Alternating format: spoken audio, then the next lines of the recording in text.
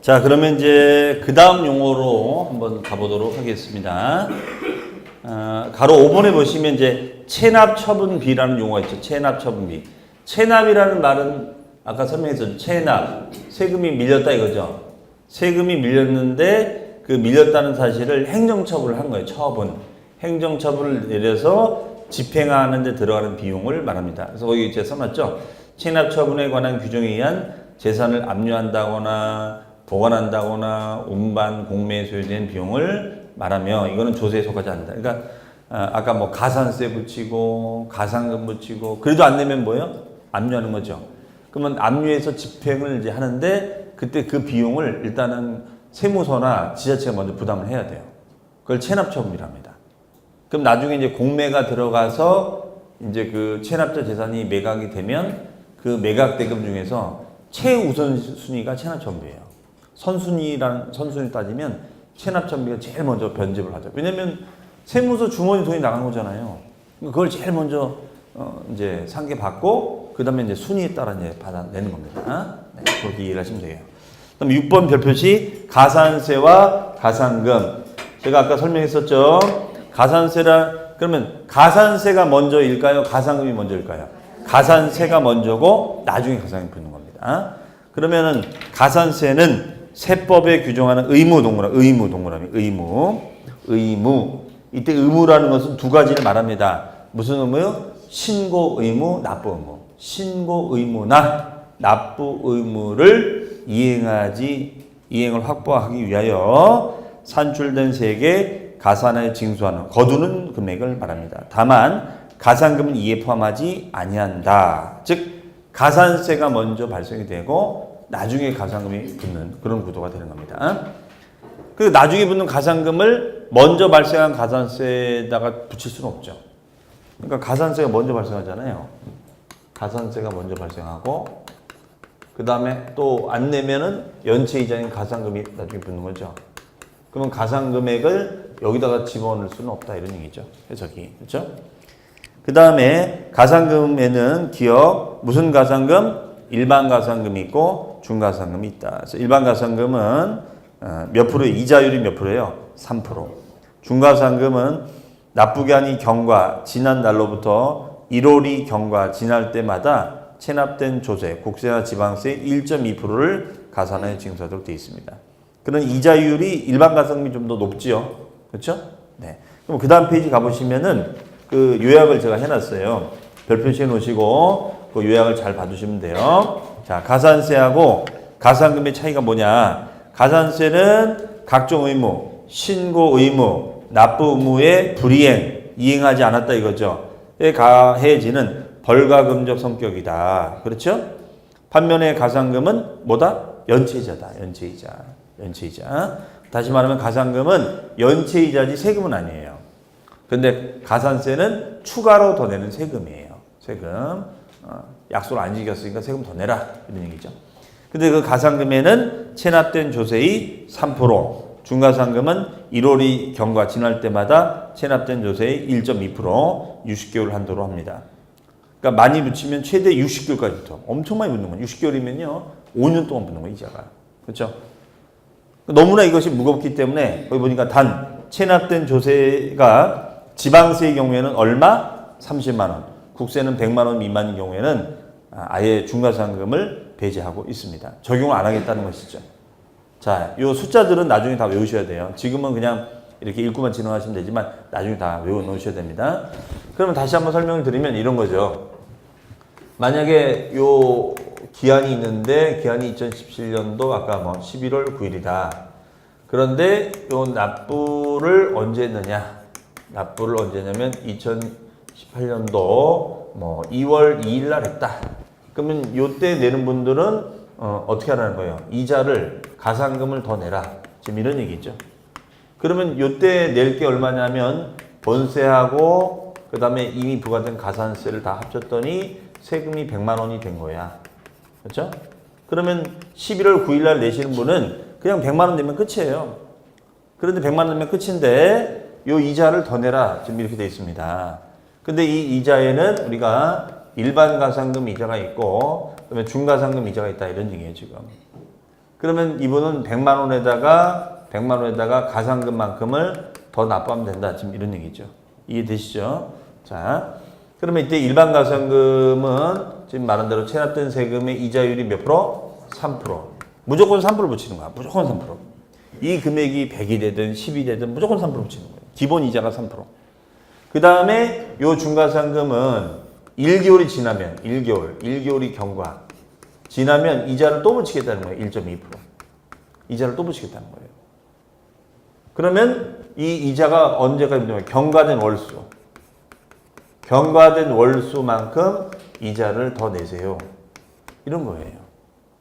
자, 그러면 요때 요 번세 가산세가 100만 원이잖아요. 그렇죠? 100만 원. 그러면 100만 원에 대해서 곱하기 이자율이 3%. 그러면 얼마죠? 여기 3만 원이죠. 3만 원. 이자가 3만 원이 되는 거죠. 그렇죠? 그러면 이분은 1개월이 지났어요, 안 지났어요? 지났죠? 1개월이 지났잖아요. 11월 9일 날이니까 그럼 몇 개월 지났어요? 3개월? 이거 세봐야 돼. 자, 11월 9일이죠? 12월 9일 지났죠? 그 다음에 2018년도 1월 9일 지났죠? 그 다음에 2월 9일 지났어요, 안 지났어요? 안 지났어. 이거 빼기 이거 이렇게 하시면 안 돼요. 이거 세봐야 돼. 네. 시험장 가서도 세봐야 돼요. 네? 네. 12월 9일, 1월 9일 이렇게 세봐야 돼요. 세 분도 갑자기 감독관이 온 거야. 뭐 하시냐고. 뭐 하기 지금 세고 있지. 까먹었잖아, 또 당신 때문에. 자, 2개월 지난 거예요. 3개월이 아닙니다, 이거는. 네. 2월 9일이 안 지났으니까. 그러면 이분은 2개월만 지난 거예요, 2개월만. 그럼 2개월이 지났으면은 1개월 지났으니까 요건이 되는 거예요. 그런데 만약에 이분이 1개월이 안 지났어. 다시 말하면 이분이 뭐 예를 들어서 납부를 2017년도 12월 10일 날 납부했어요.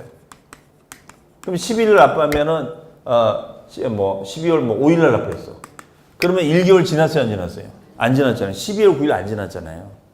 그러면 이분은 이거 내요, 안 내요? 이거 안 내는 거예요. 이것만 내면 되는 거야. 그러면 자기 원금 100만 원에다가 요거 3만 원, 103만 원만 입금시켜 주면 되는 거예요. 근데 이 가상금이라는 제도는 우리 세금에만 있는 게 아닙니다. 여러분들 아파트 관리비 고지서 보세요. 관리비 고지서 보면 똑같이 써 있어요, 여기에. 관리비 한번 나중에 보세요. 연체가 되면은 일반 가상금 3%, 중가상금 1.2 똑같이 돼 있어요. 세금에만 가상금이 있는 게 아닙니다. 여러분 관리비에도 가상금이 붙어요. 똑같이 붙습니다. 나중에 관리비 영수증 보시면은 네. 그러면 가상금이 붙는지 안 붙는지는 관리비를 미납해 보면 알겠지. 관리비를 밀려보면 금방 알 수 있어요. 그렇죠? 저 교수님 양도세가 너무 복잡한 거예요. 같아요. 양도세를 안 내보면 돼. 안 내보면은 이제 금방 계산이 돼요. 그렇죠? 자, 그러니까 경험이 최고예요, 사실은. 경험을 해보면 금방 이해가 돼. 그렇죠? 세무조사라는 것이 무서운 건가요? 조사 받아보면 돼요. 조사 받아보면은 네, 알죠. 어떤 건지. 자, 그러면은 요 금액 이분은 이제 2개월 밀렸어요. 2개월. 그럼 여기다가 이제 얼마를 써줘야 되나요? 그럼 여기다는 100만 원을 써줘야 될까요? 103만 원을 써줘야 될까요? 이 얘기야. 103만 원? 자, 103만 원 이제 써줍니다. 이자까지 포함해서. 그러면 이자에 또 이자가 붙어요. 이자율이니까. 그러면 이자에 또 이자가 되면 이건 복리가 되는 거야. 복리가 되면 사채가 되는 거예요. 국세청은 사채업자가 아니에요. 사채가 왜 무섭죠? 만약에 이자율이 30%야. 나 돈 100만 원 빌렸어.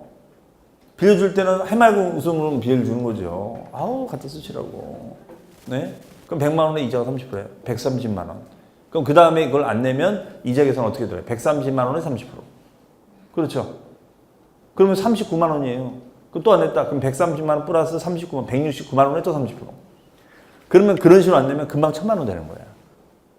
그러니까 사채를 잘못 쓰면은 원금은 고사하고 이자 때문에 못 갚는 거예요. 그 여러분들 TV 보면은 막 나오지 않습니까? 막 사채업자들.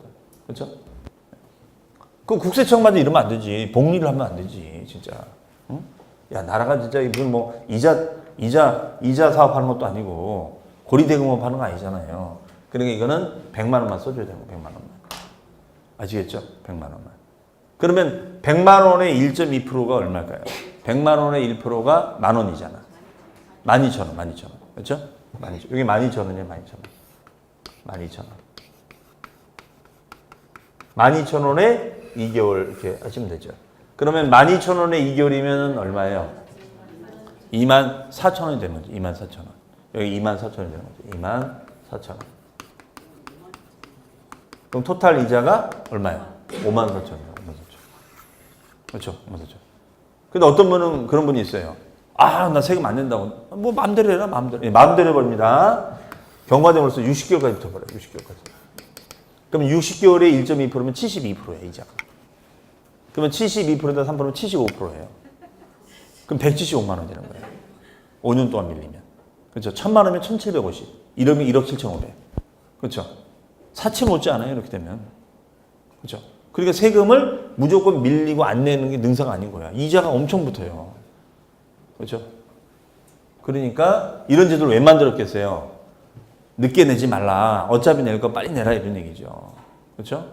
안 내면 뭐요? 압류, 체납 처분해서 압류해버립니다. 그렇죠? 그거 압류하면 공매. 그럼 공매 우리는 낙찰, 나의 행복, 불행. 그렇죠? 네, 이런 게 되는 거죠. 자, 가산금 이제 아셨죠? 어떤 건지요? 네. 가산세가 먼저 붙고 나중 가산금. 그 다음에 7번. 자, 이거 별표지. 이것도 알아둬야 될 용어예요. 면세점, 소액징수면제, 최저한세라는 제도가 있습니다. 자, 이것도 우리가 알고 있으면 좋은 용어가 되겠습니다. 면세점, 소액징수면제, 최저한세다. 자, 그러면 얘는 이제 이거예요. 아까 우리가 세액을 계산하기 위해서는 세금을 계산하기 위해서는 뭐에다가 뭐를 곱하면 된다고 그랬었죠? 우리가 뭐에다가 뭐를 곱해야 되죠? 그렇죠. 과세표준에다가 세율. 네. 과세표준에다가 세율을 곱하면 된다고 그랬어요. 과세표준 세율. 아마 요 과표란 말과 세금률에 대해서는 하여튼 뭐 시험 보는 날까지 계속 이 단어가 나올 거예요. 과세표준이 얼마냐? 어떻게 정하는 거냐? 그렇죠? 그러면 아까 과세표준을 금액으로 표시하면 뭐라고 했었죠? 금액이 되면 종가세, 수량이면은 종양세 이렇게 했었죠? 그 다음에 세금률이 비율이면 정률. 근데 그 비율이 과표에 따라 움직여. 그럼 뭐예요? 누진. 움직이잖아. 비례. 맞아요? 네. 자, 그러면 무조건 이렇게 과표가 얼마가 되든 간에 무조건 과표 얼마에 세금률 몇 프로 무조건 냈냐? 그건 아니고 요 과표가 일정 금액 밑으로 떨어지면 얘가 일정 금액 밑으로 떨어지면 아예 세금을 부과하지 않는 그런 개념이 있어요. 과표가 일정 금액 밑으로 떨어지면 아예 세금을 안 받겠다는 개념이 있습니다. 그런 제도를 뭐라고 하느냐? 그런 제도를 면세점이라고 합니다. 무슨 점이요? 면세점. 세금이 면제되는 기준점. 세금이 면제되는 기준점 이렇게 얘기해요. 면세점. 네. 그 다음에 과표에다가 세율을 곱했어요. 그럼 세금이 어쩌고 나올 거 아니에요? 이게 어쩌고 나옵니다. 자, 어쩌고 나왔어요. 그런데 어쩌고 저쩌고 나왔는데 이 세금이 너무 작아. 그러면 또 세금을 안 받는 제도가 있어요. 다시 말씀드리면 세금이 너무 소액이니까 징수 자체를 면제해 드리겠습니다. 이런 제도가 있어요. 너무나 세금이 소액이니까 징수 자체를 면제해 드리겠습니다. 이런 제도가 있어요. 이게 바로 소액징수 면제제도입니다. 그러니까 마치 이거는 뭐냐면요. 자, 여러분들 우리가 매주 토요일 날 제가 사는 게 있어요. 뭘 살까요? 네, 복권을 삽니다. 네, 얼굴은 그렇게 안 생겼는데 사요. 네. 인생 뭐 있어요? 한 방이지? 네. 오늘도 제가 여기 서울에서 내려올 때 저희 아파트 앞에 그 편의점이 있는데 꼭 그런 것만 보이는 거야. 1등 당첨. 34억 7천. 그렇죠? 네. 그래서 토요일 날 저기 가서 해야지. 저희가 명당이구나 이번에는. 그렇죠? 10년째 하는데 한 번도 된 적이 없어요. 그래도 뭐 혹시 알아요? 뭐 계속 사다 보면 인생은 그렇죠? 꾸준한 가치 투자. 가치 투자. 자, 그럼 내가 만약에 내가 10,000원짜리 로또 해가지고 10,000원 됐어, 10,000원. 그러면은 그 10,000원이 되면 그 이 10,000원에 대해서 나한테 돈으로 주나요? 아니면 그거 바꾸나요? 그냥 바꾸죠? 세금 낼까 안 낼까요? 안 내요. 그런 게 면세점이야. 10,000원 된 거 가지고 세금 받으면 되겠어? 그렇잖아요. 그러니까 아예 면제 주는 거야. 그냥. 불쌍하다 이거지. 그렇죠? 네. 그러니까 이제 다시 10,000원이 돼가지고 그걸 이제 로또를 다른 걸로 이제 하는 거죠. 그럼 그 다음 주에 추첨하면 어떻게 해요? 꽝이야 이제. 그렇죠? 그리고 다시 또 삽니다. 그렇죠? 자, 여기 마찬가지예요. 우리 이 세금에도 이런 기준이 면세점 기준이에요. 면세점. 일정 금액 밑으로 떨어지면 아예 안 받겠습니다. 라는 거예요. 아예 안 받겠습니다. 그러면 예를 들어서 우리가 취득세 같은 게 그런 게 있어요. 취득세가. 우리 다음 시간에 이제 취득세 할 건데 땅을 산다거나 건물을 매입하면 취득세를 내잖아요. 그럼 취득세를 내는데 이 취득세가 취득가액이 50만 원 이하, 50만 원 이하가 되면은 아예 면제를 해주는 제도가 있어요. 이게 바로 면세점입니다. 50만 원 이하가 되면 아예 면제를 해줘요. 아예 안 받겠다 이거예요. 아예. 그러면 우리가 부동산이 50만 원짜리 있을까요? 있어요. 이게 땅 같은 토지 가격이 물론 이런 평택이나 안성 같은 데는 많이 올랐습니다만, 네. 제가 안성 같은 경우도 우리 제가 중앙대학교 그 평생교육원에 한 학기 한 번씩 가격을 특강을 하거든요. 경매 관련 세금 강의를 하는데, 제가 한 10년 됐어요. 여기 오기 전에. 제가 평택은 작년에 처음 내려왔었고, 안성은 한 10년 동안 왔다 갔다 했었어요. 안성은. 근데 안성 쪽에 사시는 분 아시겠지만, 중앙대 앞에 건너편에 지금 아파트 있죠? 롯데캐슬. 옛날에 아파트 있었어요? 없었어요? 없었잖아요. 제가 10년 전에 분명히 왔을 때 없었단 말이에요, 이게. 이럴 줄 알았으면 그때 땅을 살걸. 모퉁이라도 살걸. 보니까, 요 중대 앞에 여기 딱 롯데캐슬 있잖아요. 그렇죠? 그러면 여기 진입로 이렇게 딱 돼가지고 이렇게 가잖아요, 이게. 여기다 사놓을 거야, 여기다 땅을 딱 이렇게 알박기로. 내 땅을 거쳐가야지 개발할 거 아니야. 부릉이 값이지. 그렇죠? 그때 도대체 뭐 했나 모르겠어요, 도대체. 그냥 강의하고 왔다만 간 거야, 그냥. 그렇죠? 여기에 다 이 돈을 썼는데. 다시 말하면 인생은 항상 기회가 있는 거예요. 그렇죠? 10년 동안 왔다 갔다 했는데도 몰랐던 거야, 나는. 너무나 가봤더니 아파트가 세워져 있는 거야. 그렇죠? 여러분 알고 계셨나요? 몰랐어요? 야, 그러니까 우리 헛산 거야, 이게. 응? 그렇죠? 내 주변에 이렇게 개발이 되는 거를, 그죠? 그러니까 우리 공부를 해야 돼요. 공부를 해야 돼. 그죠? 이걸 알았다면. 그러니까 우리가 많은 분들은, 나는 운이 없다. 왜 운이 없어? 내 주변에 이런 것들이 있는데도 뻔히 알고 있는데도 모르고 그냥 지나간 거잖아. 그렇죠? 그러니까 이 부동산을 공부하면 그런 눈을 이제 뜨게 되는 겁니다. 그렇죠? 자. 그러면 우리가 취득가격이 50만 원짜리 있어요. 예를 들어서, 토지 공시지가가 100원짜리가 있어요. 100원짜리. 이게 지목이 임야예요, 임야. 저기 전라도, 땅끝 언저리에 있어요. 어디라고 얘기하면은 또 이 인터넷 촬영되니까 그 지역 분들이 또 민원 들어올 거 아니야. 응? 우리 이 섬을 무시하냐고, 이렇게. 근데 거기가 100원이에요. 근데 거기에 최근에 120원 올랐어요. 100원이 120원, 20원 올랐어요, 20원. 그렇죠? 그럼 보통 우리가 한 옛날로 따지면 한 100평 정도가 보통 최소 구매단인데 100평 살 수 있어.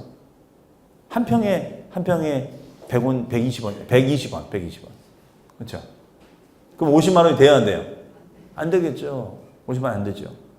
그러면 벼룩에 간을 빼먹지 이걸 또 샀는데 세금을 매겨? 야, 그건 아니지. 그러니까 면제 주는 거예요. 그렇죠? 면제. 자, 그러니까 돈이 없어서 못 산다? 말이 안 돼. 120원짜리 있잖아요. 내년에 140원 될 거고. 그렇죠? 자, 그 다음에 소액. 이거는 이제 계산을 다 해본 거예요. 계산을 다 해봤는데 세금이 너무 작아요. 그래서 아예 소액이니까 징수를 면제해 드리겠습니다. 라는 조항이 있습니다. 이것을 소액 징수 면제. 그러면 대표적인 게 뭐가 있느냐? 재산세가 소액 징수 면제 조항이 있어요. 재산세. 그러면 재산세 고지서가 딱 발부가 됐는데 발부를 하려고 했는데 재산세 고지서가 1350원 나왔어요. 1350원. 1350원. 그러면 1350원이 재산세야. 그 1350원을 고지서를 발송을 한 거야. 예를 들어서 평택시에 발송을 했어요. 그랬더니 이분이 연락이 온 거예요. 못 받았다고. 그러니까 그걸 빠른 듣기를 보내달라고. 나 빨리 내고 싶다.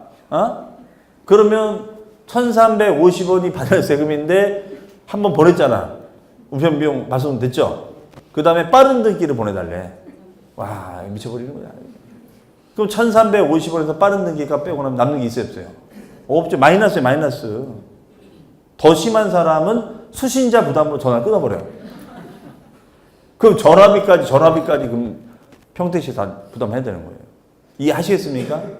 그러니까 어딘간에선 세금 받아내겠죠. 아니 어떤 데인데 한 푼이라도 받아야지. 하지만 받아봤자 실익이 없는 거야. 이런 걸 뭐라고 합니까? 배보다 배꼽이 더 큰 거야. 그렇잖아요. 그러니까 이 기준을 정하는 거야. 이게 만약에 2,000원 미만이 되면 2,000원 미만. 그럼 미만이면 2,000원이 들어가야 안 들어가요?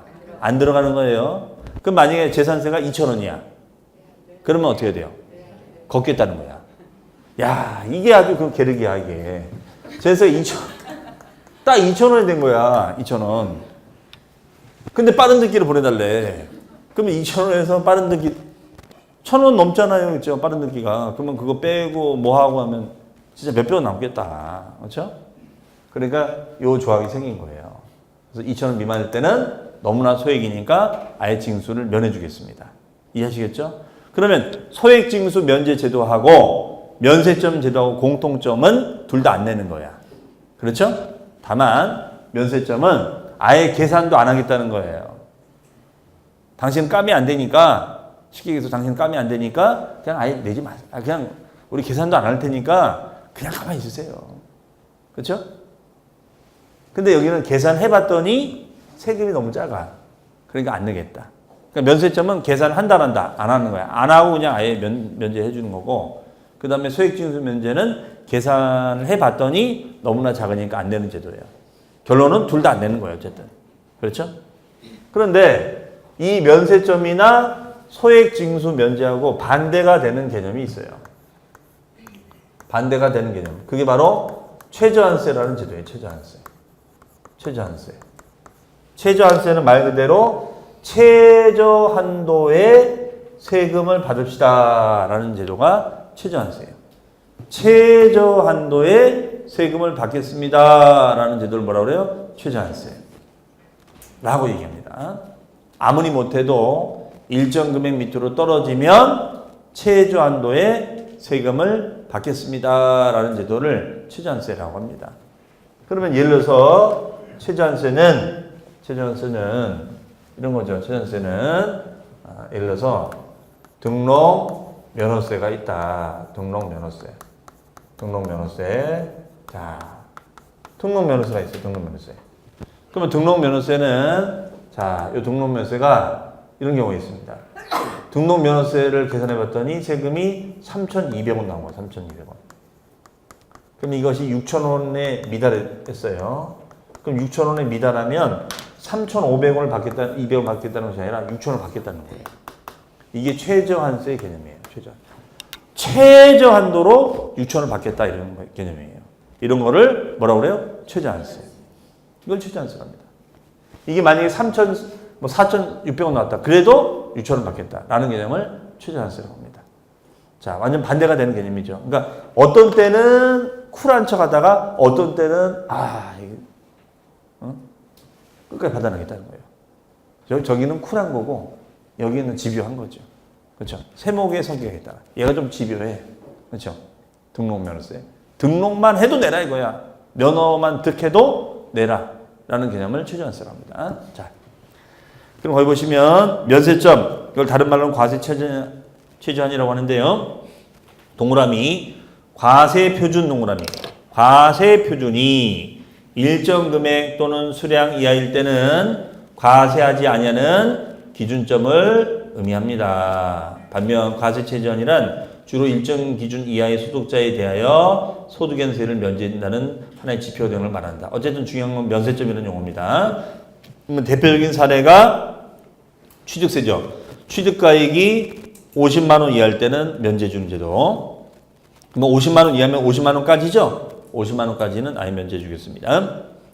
그 다음에 2번 소액 징수 면제. 징수할 세액이 일정 금액 미만으로 떨어졌을 때는 이를 징수하지 아니하는 것을 말하는 것으로 징세비 절감을 목적으로 한다. 즉 재산세는 거기서 한 장당 얼마 미만? 2,000원 미만일 때는 징수하지 않겠다. 그러면 재산세가 1,600원 1,600원 안 받겠다 이거죠. 1,700원 안 받겠다는 거죠.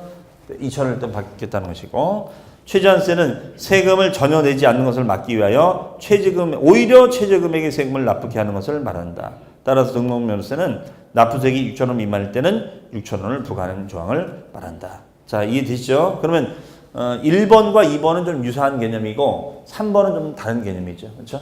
반대가 되는 개념이다. 이렇게 이해를 하시면 되겠어요. 자, 그 다음에 조세의 분류. 자, 그것도 별표시. 조세의 분류는 이제 세금을 어떻게 분류하느냐. 다양하게 지금 분류하고 있죠. 자, 세금은 거기 보니까 과세 주체에 따른 분류는 뭐하고 뭐가 있어요? 국세하고 지방세. 이건 아까 했었죠. 국세는 세무서에 갖다 내는 거고 지방세는 시군구에다 갖다 내는 건데, 다만 오른쪽에 보니까 지방세는 어떻게 돼 있어요? 특별시, 광역시, 도에서 관리하는 세금 있죠. 취득세나 등록면세, 지역자원세, 지방유세 등은. 다만 특별자치시세, 자치도세라는 것이 있어요. 특별자치시는 어디를 말하냐면 세종시. 세종시가 이제 구역이 바뀌어서 세종특별자치시라고 합니다. 서울특별시잖아요. 네. 그 다음에 제주도를 뭐라고 그래요? 특별자치도. 특별자치도는 제주도. 네. 그럼 제주도 같은 데는 뭘 취득세를 내면 제주도는 어디서 관리하는 거예요? 제주도 특별자치도에서 관리하는 거예요. 이런 용어도 있습니다. 세종시에서는 취득세를 뭐라고 그래요? 특별자치시세라고 합니다. 용어가 좀 바뀝니다. 네. 그 다음에 시군구에서 관리가 되는 세금은 재산세가 있고, 그 다음에 도나 구에서 관리하는 세금은 등록면허세가 있습니다. 그럼 이게 뭐 하는 거냐면 이거예요. 쉽게 얘기해서 우리가 보통 이제 세금을 납부할 때는 이제 시군구에서 이제 납부를 해요. 그리고 징수를 합니다. 거둔다 이거죠. 그럼 거둔 세금을 이제 관리해야 될 거 아니에요. 이걸 이제 재정 집행해야겠죠. 재정 관리해야겠죠. 그러면 재정 관리하는 기관이 세목에 따라 어떤 거는 특별시, 광역시, 도에서 재정 관리할 때가 있고, 세종시 같은 경우는 특별자치시, 제주도는 자치도에서 관리할 때도 있고, 그 다음에 또 어떤 때는 시군구에서 관리할 때도 있고, 또 어떤 때는 도구에서 관리할 때도 있다, 이런 얘기예요. 이해하셨어요? 걷는 거는 여기서 다 걷지만 이 세금을 관리는 특광도에서 관리하는 세금도 있고, 특별자치시에서 관리하는 것도 있고, 시군구에서 관리하는 것도 있고, 도구에서 관리하는 것도 있다, 이런 얘기예요. 네, 이렇게 나눠집니다. 네, 관리 주체에 따라서. 자, 그럼 거기서 특이한 게 도구세죠, 도구세. 등록면허세는 도나 구에서만 관리한다 돼 있죠. 그럼 시군에서는 관리 안 한다는 거죠? 네, 시군에서는 관리 안 한다, 이 얘기네요. 네. 자, 지금은 이런 것이 있다는 것만 여러분들이 읽어두시면 됩니다. 네. 그 다음에 조세 수입의 용도에 따른 분류를 보시면 뭐라고 되어 있습니까? 수입의 용도가 특정된 조세가 목적세이며 용도를 특정하지 아니한 조세를 보통세라고 한다. 대부분의 조세는 보통세고 그 밑에 박스에 있는 것이 목적세라고 되어 있습니다. 그러면 이런 거예요. 예를 들어서 우리가 지금 말하는 취득세를 거둡니다. 취득세를 징수하면은 이 취득세는 어떻게 쓰느냐? 목적이 없어요. 사용 목적이 사용 제한이 없어요. 사용 제한이 없다는 게 뭐죠? 뭐 도로 만든다거나 봉원을 만든다거나 아니면은 예를 들어서 뭐 공중 화장실을 만든다거나 이런 다양한 예산에 쓸 수 있는 세금, 그런 거를 뭐라고 하냐면 보통세라고 합니다. 보통세. 근데 거기 박스에 나와 있는 목적세는 뭐냐면 목적이 정해져 있어. 목적이 딱 정해져 있는 거예요. 그러면 예를 들어서 농어촌 특별세는 어디에서만 쓸 수 있을까요? 농어촌에서만 쓸 수 있는 거예요. 다른 데서는 사용할 수 없는 거예요. 농어촌 특별세는 오로지 농어촌에서만 쓰는 거예요. 도시에는 쓸 수 없는, 도시에는. 이해하시겠죠? 그 다음에가 또 뭐가 있어요? 지방교육세. 지방교육세는 어디서만 쓸 수 있을까요? 지방교육을 위해서만 쓰는 거예요. 지방교육. 다른 데서는 쓸 수 없는 거. 오로지 지방교육을 위해서만 쓸 수 있는 거예요. 이런 것을 지방세 중에 목적세라고 얘기를 합니다. 이해되시나요? 무슨 말인지? 네, 오로지 이름에 맞게끔만 쓰는 거. 그런 걸 목적세라고 해요. 그러니까 목적세의 특징은 뭐냐면 이름의 목적이 보여. 이름의 목적이. 자, 보세요. 그러면 예를 들어서 자, 여러분들이 한번 내보셨을 만한 소득세. 소득세는 목적이 보여야 안 보여요? 자, 다시 한번 보세요. 소득세는 목적이 보여야 안 보여요? 아니, 한 번만 더 보세요. 소득세는 목적이 보여야 안 보여요? 보이죠? 안 보여요? 안 보여요. 지조가 있어요. 안 보입니다. 맞아요. 네. 그런데 지방교육세는 목적이 보여야 안 보여요? 보이죠? 지방교육을 위해서 쓰라 이거야. 지방교육. 지방에 있는 대학 지원을 해서. 그렇죠? 여기가 제주도야. 그럼 제주 대학을 위해서만 쓰라 이거예요. 예를 들어서 제주 고등학교를 위해서만 쓰라는 개념. 그런 걸 지방교육세랍니다. 그러면 보통세가 많을까요? 목적세가 많을까요? 그렇지. 보통세가 많아야지. 아니 예를 들어서 이 지방교육세를 내는데 이걸 제주도를 위해서만 쓰는데 여러분 같으면 내시겠냐고. 안 내지. 근데 이 소득세를 건져서 뭐 여러 가지 예산 쓰는 거예요.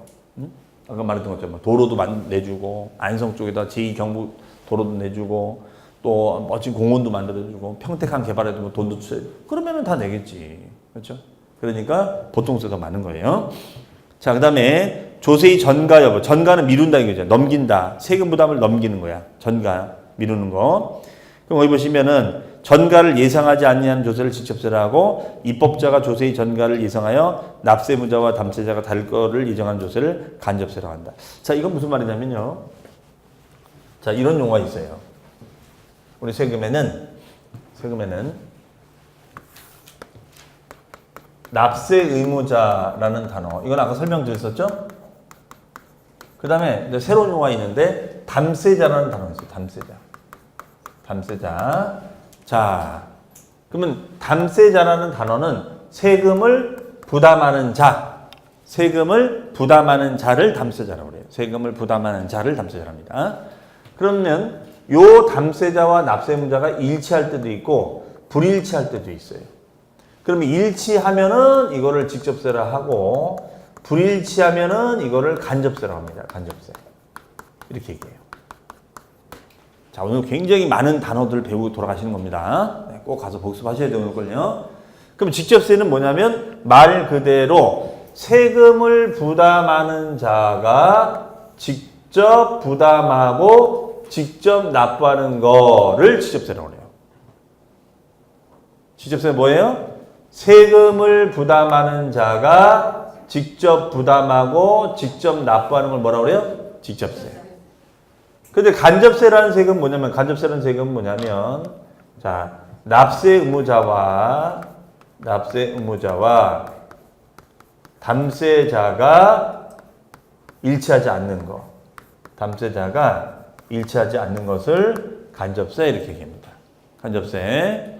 그러면 이거는 뭐냐? 세금을 부담하는 자와 세금을 납부하는 자가 일치하지 않아요.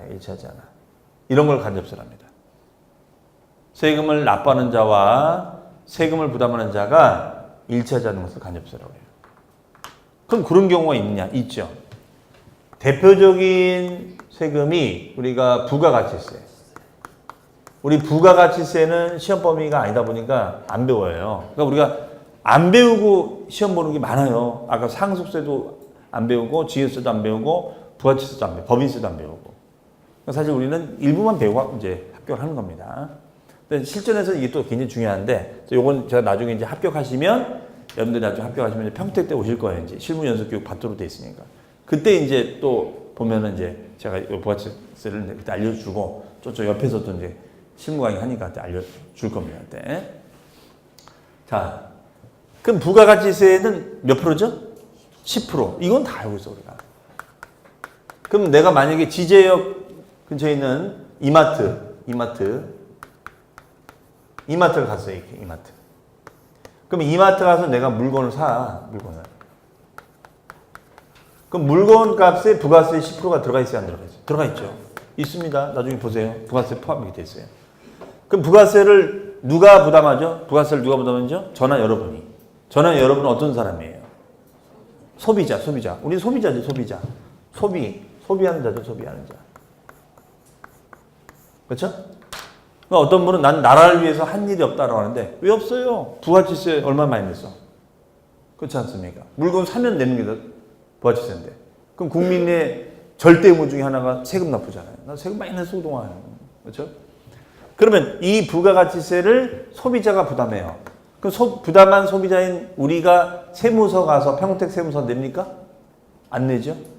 이거를 이마트 가서 소비할 때마다 내가 세무서 가야 된다? 누가 가요, 그러면은? 얼마나 번거로워. 그러면 내가 부담한 세금을 사업주한테 주면은 이 납세자는 누가 되느냐? 사업주가 돼요. 이 사업주가 보관하고 있다가 갖다 내주는 거예요. 납부를 해주는 거예요. 이게 바로 간접세. 그래서 간접세는 이렇게 소비 지향적인 세금들이 다 간접세야. 가만히 보면. 소비 지향적인 세금. 부가치세 소비세거든요, 소비세. 뭘 소비할 때 내는 세금들이에요. 그런 게 또 뭐가 있냐? 예를 든다면 주세도 있죠, 주세. 주세 아시죠, 주세. 그동안 내가 마신 술 엄청 많을 거 아니에요. 그렇죠? 그러면은 그 마신 술값에 주세가 들어가 있는 거야. 그렇죠? 그러면 우리나라는 간접세가 잘 거칠까요? 직접세가 잘 거칠까요? 간접세. 간접세는 저항이 별로 없어요. 주세를 내면서 주세를 저항하는 사람은 없거든요. 왜? 술이 취해가지고 정신이 없어, 지금 사람이. 오락가락 하는 거야, 지금.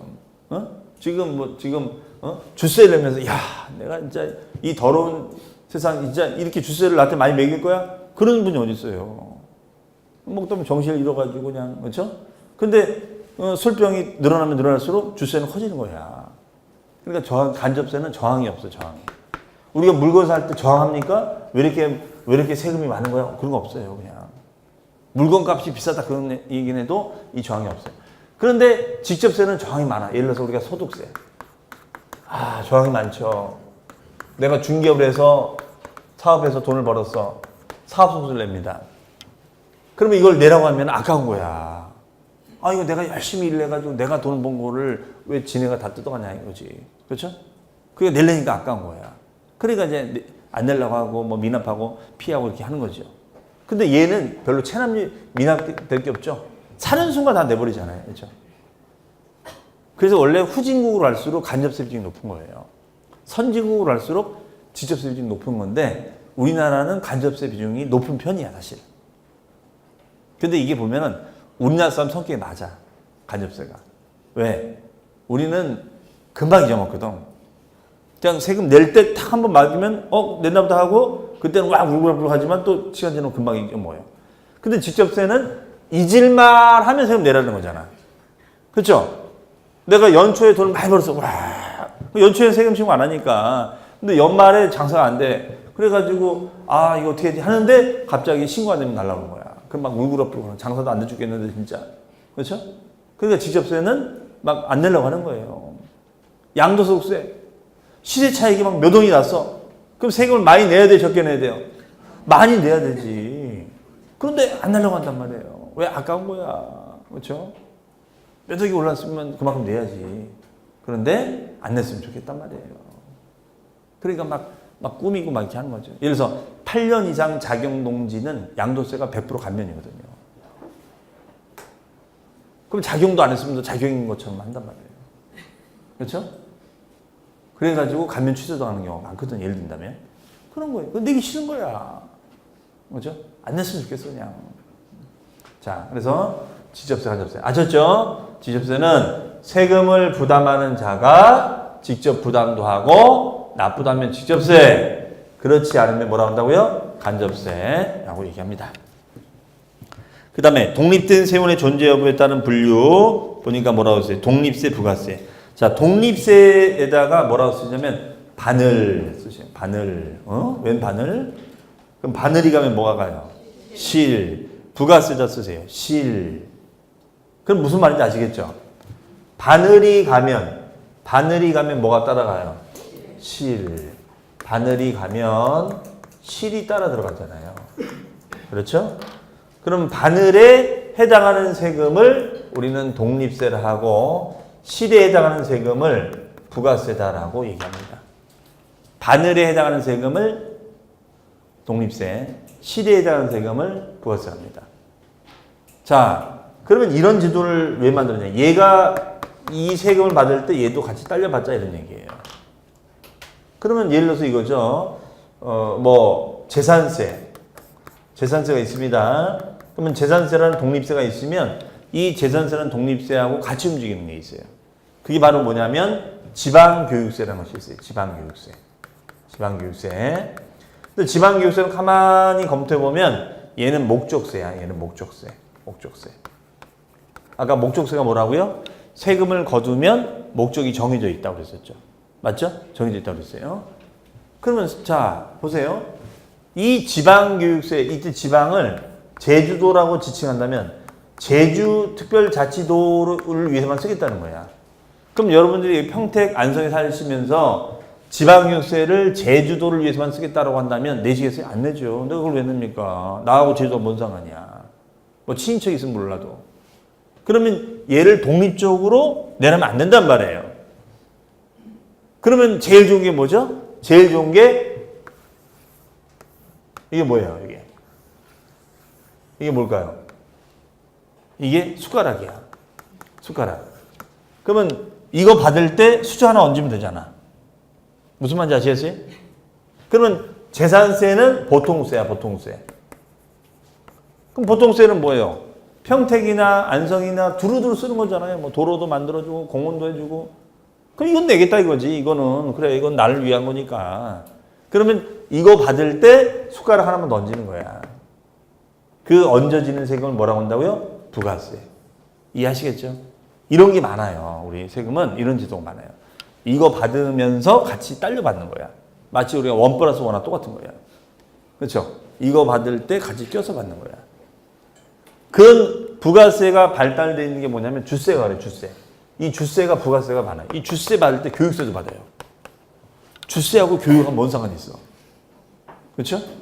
뭐 음주 교육 시켜주나? 그거 아니잖아요. 그러니까 주세 받을 때 교육세도 같이 받아버리는 거야.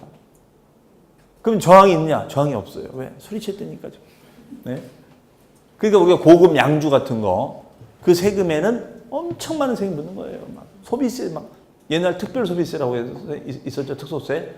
지금 폐지가 됐습니다만, 지금은 이제 개별 소비세로 바뀌었습니다만, 엄청 많이 붙이는 거야. 주세 한번 팍 받을 때, 그냥 거기다 그냥 숟가락 다 얹는 거야. 이게 숟가락 다 얹는 거죠. 그러니까 그런 고급 술은 세금이 엄청난 거죠. 이게 골프채, 막 수입 골프채, 엄청 많은 세금 받는 거죠. 이런 게 많아요. 부가세가. 그렇죠? 자, 아시겠죠? 독립세, 부가세. 그 다음 페이지. 여기 가보시면, 인적사항에 따른 분류. 인적사항에 따른 분류는 인세, 물세. 자, 인세라는 건 뭐냐? 납세자의 인적사정, 즉, 담세력. 담세력이 뭐죠? 세금을 부담할 능력을 고려하여 부과하는 조세가 인세이고, 인적사정을 고려함 없이 수익이나 재산 그 자체에 과세하는 조세를 뭐라고 한다? 물세라고 한다. 그러니까 인적사항을 따지는 게 뭐예요? 인세. 인적사항을 안 따지는 게 뭐예요? 물세. 이렇게 얘기하는 거죠. 그렇죠? 그러면 인세가 복잡할까요? 물세가 복잡할까요? 인세가 복잡합니다. 우리가 연말정산하는 소득세, 연말정산하는 이런 소득세는 인세거든요. 얘는 인세. 근데 인세는 주로 국세가 많아. 주로 국세가 보면 인세가 많아요. 세무세다 내는 건 주로 인세가 많아요. 그럼 인세가 왜 복잡하냐면 복잡하죠. 예를 들어서 이런 거잖아요. 인세를 때릴 때는 만약에 연봉이 뭐 이분이 뭐 평택에 있는 쌍용자동차를 다니신다. 근데 A라는 근로자가 있고 여기 B라는 근로자가 있는데 둘 다 연봉이 4천만 원이에요. 연봉이 4천만 원이야. 근데 이제 가족을 딱 봤더니 요 A는 가족이 한 명이야. 부인 한 사람 있어요. 근데 여기는 부인도 있고 아들도 있고 그 다음에 딸도 있는 거예요.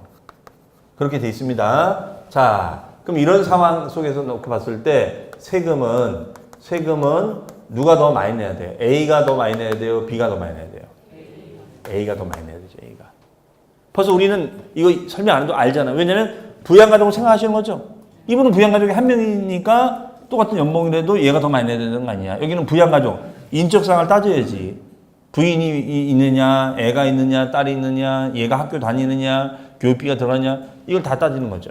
그럼 이런 비용이 많이 나가면 이 사람은 세금 많이 안 내잖아요. 그렇죠? 그러니까 똑같은 연봉이라도 차등을 두는 세금을 인세라고 합니다. 인세. 그런 걸 안 따지는 걸 뭐라고 그래요? 물세. 그러면 우리가 물세는, 요 반대되는 물세는 지방세가 많아요. 물세는 지방세가 많아요. 지방세. 그럼 취득세 같은 거. 취득세 같은 경우에는 지방세로서 물세거든요. 얘는. 그럼 만약에 이 아파트가 요 아파트가 있는데 이 아파트 이 대우 프로지오 뭐 우리 평택대 옆에 있는 거 그거를 분양받는다. 그럼 취득세를 내야 된단 말이에요. 그럼 이 취득세를 냈을 때 요 A라는 사람이 가족이 한 명이니까 이 사람은 더 많이 내고 취득세를 이 사람 가족이 세 명이니까 덜 낸다. 그런 거 아니거든요. 취득세 똑같이 내는 거야. 그런 걸 뭐라고 한다고요? 물세. 물세. 그러면 계산은 물세가 더 편한 거지. 그렇죠? 네. 자, 이렇게 이해를 하시면 되겠습니다. 자, 나머지 과세 대상에 따른 물류, 수익세, 재산세, 소비세, 유통세 이런 말들은 여러분들 한 번씩 쭉 읽어보시면 될 것 같아요. 자, 그럼 정리하고 끝내겠습니다, 오늘. 자, 이 시간에 하는 거는 조세 분류, 조세 분류 전에 과표에다가 세율을 곱하면 세금을 안 내는 제도가 있는데 과표가 작아서 세금을 안 내는 제도를 뭐라고요? 면세점. 세금을 계산했는데 그 세금이 작아서 안 내는 제도를 뭐라고요? 소액, 징수, 면제. 오히려 더 세금을 내는 제도를 최저한세 이렇게 말씀드렸고요. 그 다음에 조세 분류는 국가가 주체가 되면은 국세, 반대행 지자체면 지방세, 사람이 중심이면 인세, 물건 중심이면 물세, 그 다음에 사용에 제한이 없으면 보통세, 오로지 그 목적에다만 쓰면 목적세, 그 다음에 납세 의무자와 담세자가 일치하면 뭐라고요? 직접세, 불일치하면 뭐예요? 간접세. 이렇게 얘기한다는 거죠. 바늘이 가면 뭐가 가요? 실. 바늘이 뭐예요? 독립세. 네, 실을 부가세. 숟가락 얹는다 이거죠? 네, 이렇게 되어 있습니다. 자, 그럼 오늘 조세 개념부터 해서 조세 분류까지 굉장히 중요한 단어들 다 배웠습니다. 그래서 이 단어를 뭐 한두 번 보신 분들은 이제 복습이 될 거고, 처음 보신 분들은 오늘 돌아가셔서 꼭 2번 이상 읽어보셔야 돼요. 아셨습니까? 네. 자, 어쨌든 이제 일주일 계속 보내고 계시는데, 여러분들 한번 듣다 보시면 이해가 되는 것도 있고, 이해가 잘 안 되는 것도 있고, 정말 모르겠는 것도 나올 거예요, 이제. 그러니까 그런 거는 개의치 마시고, 그냥 계속해서 반복해서 들으시면 됩니다. 아셨죠? 네, 그렇게 하시고, 이제 아직은 서로 안 친하시지만 또 1년 동안 같이 공부할 또 같은 기수가 되시니까 서로 인사도 하시고, 이렇게 아는 체도 하시면 좋을 것 같습니다. 자, 그럼 오늘 수업은 여기서 마치고 저는 다음 주 이 시간에 뵙도록 하겠습니다. 여기서 마치겠습니다. 감사합니다. 고맙습니다. 고맙습니다.